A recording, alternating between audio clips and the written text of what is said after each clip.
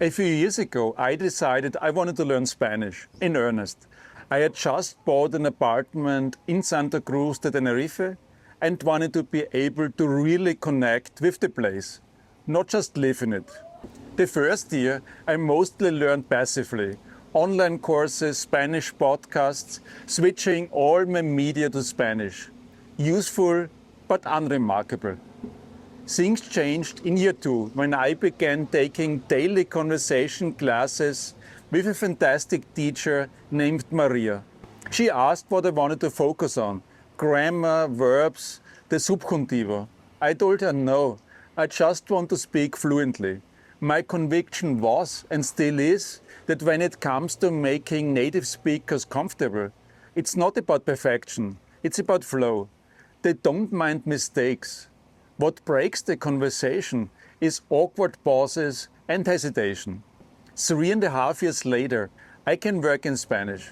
Do you still make mistakes? Absolutely. But my speed in Spanish is just about the same as in English. Or as I once told Maria, thank you.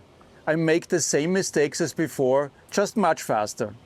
This experience taught me something I've come to believe applies far beyond language learning.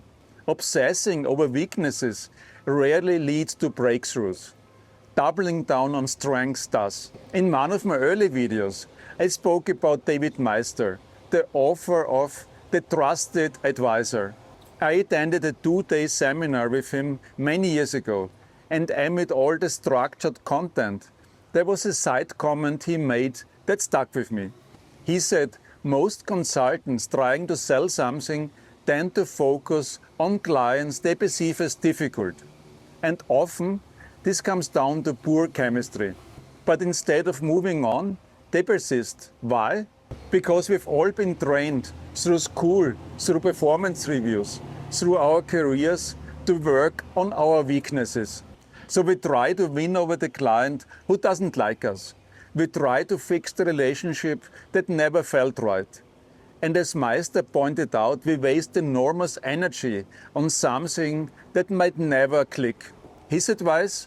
Focus on the clients you genuinely like. There's a good chance they'll like you back. And that chemistry, that mutual ease, makes everything else flow more naturally. It's simple advice, but surprisingly rare. Over the past 3 decades, I've watched countless performance evaluations of clients, colleagues, and team members. And what's striking is the consistency of the pattern.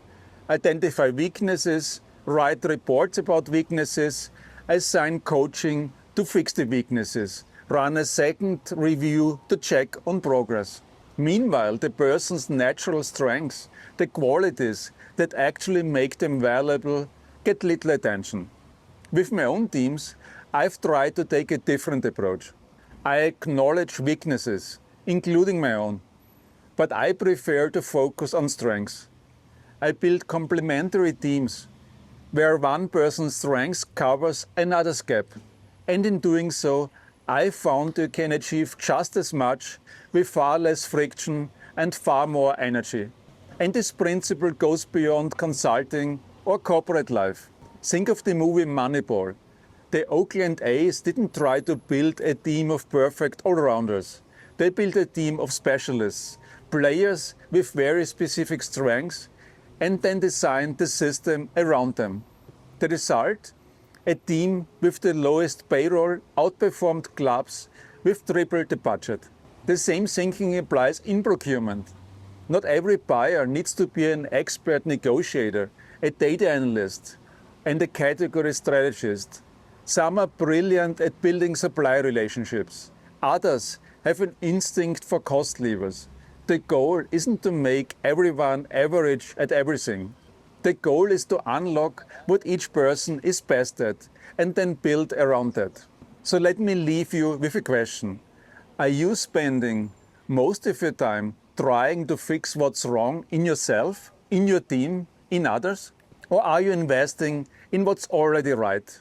Because in my experience, that's where the real returns lie. Thank you for watching. I'm Schuh, and this has been Procurement in the Park.